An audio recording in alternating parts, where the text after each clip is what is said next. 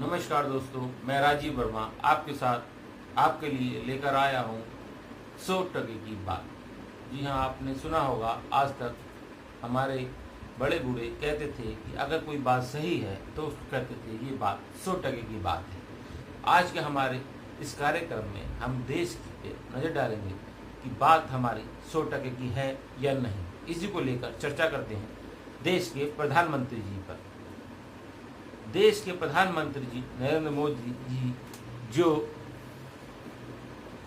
देश पर अपनी नज़र जमाए हुए हैं और देश को उन पर भरोसा है कि वो जो करेंगे वो सही करेंगे। क्या ये सही है? देश के प्रधानमंत्री जी ने देश को सिखाया सेल्फी लेने। उस सेल्फी लेने में कितने लोगों की जान गई कोई नहीं जानता। उसको किसी ने ये नहीं कहा कि जान गई सेल्फी लेने से, इसका जिम्मेदार कौन है। उसके अलग अलग कारण बने।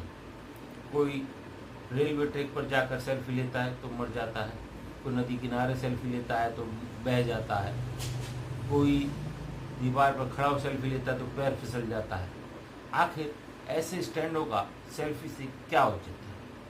किसी ने इसकी जिम्मेदारी नहीं ली और ये सेल्फी लेना देश के प्रधानमंत्री जी ने सीखा। अब बात करते हैं दूसरी जो आजकल चल रहा है, कोरोना वायरस की। देश के प्रधानमंत्री जी सबके लिए अच्छा सोचते हैं और यही एक प्रधानमंत्री का दायित्व भी होता है कि वो देश के वासियों के लिए एक बेहतर सोच रखे कि उनको कैसे शिक्षा मिले, कैसे स्वास्थ्य मिले, कैसे रोजगार मिले, कैसे देश उन्नति पर आए। बात करते हैं कोरोना की। कोरोना आया उसको लेकर प्रधानमंत्री जी ने अधिकारियों की मीटिंग के बाद ये तय हुआ कि कैसे नियम बनेंगे, कैसे कोरोना से बचा जाएगा। कोरोना के लिए मास्क 2 गज जरूरी, मास्क है जरूरी, एक नारा दिया गया, एक स्लोगन रखा गया।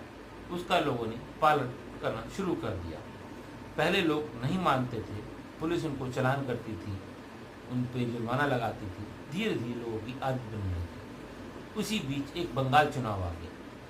4 राज्यों के चुनाव के साथ बंगाल चुनाव सरकार के लिए अहम रोल था। उसी में प्रधानमंत्री जी वहाँ चले गए, रैलियों में गए, अमित शाह जी रैलियों में गए, वहाँ पर मास्क नहीं लगाया। लोगों से सुना जा रहा है कि वह कहते हैं कोरोना नहीं।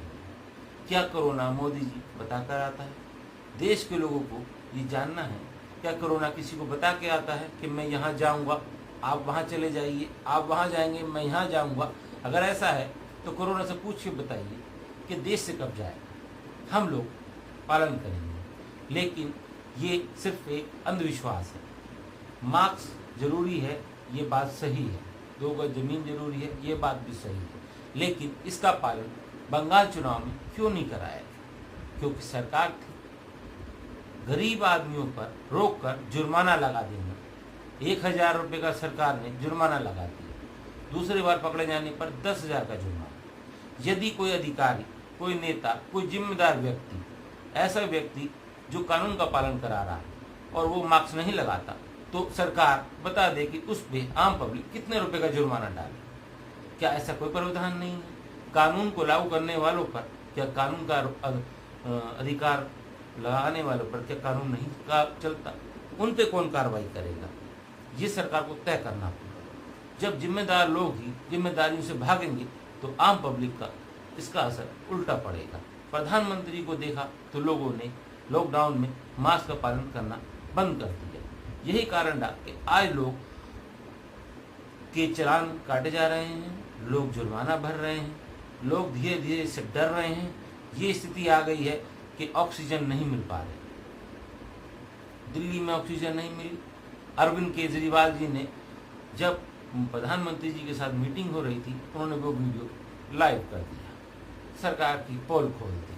कैसे खोल दी आप जानते हैं? उन्होंने कहा कि प्रधानमंत्री जी आप बताइए, ऑक्सीजन अगर दिल्ली आने से कोई रोकता तो मैं किस मंत्री को फ़ोन करूं? ये बहुत चिंता का विषय है। इस पर सरकार को संज्ञान लेना चाहिए, सेंट्रल गवर्नमेंट को भी, राज्य सरकारों को, क्योंकि ऑक्सीजन की इतनी कमी नहीं है जितनी की ब्लैक मार्केट वाले ऑक्सीजन वाले बिजनेस में एंट्री कर रहे हैं। उन्होंने ऑक्सीजन के सिलेंडर लेके स्टोर करने शुरू कर दिए हैं। स्टोर कहाँ कर रहे हैं? घरों में, देहात में, दाएं बाएं, ताकि उनकी नज़र अब 1 रुपये के 100 गुना करने पर आ गई है।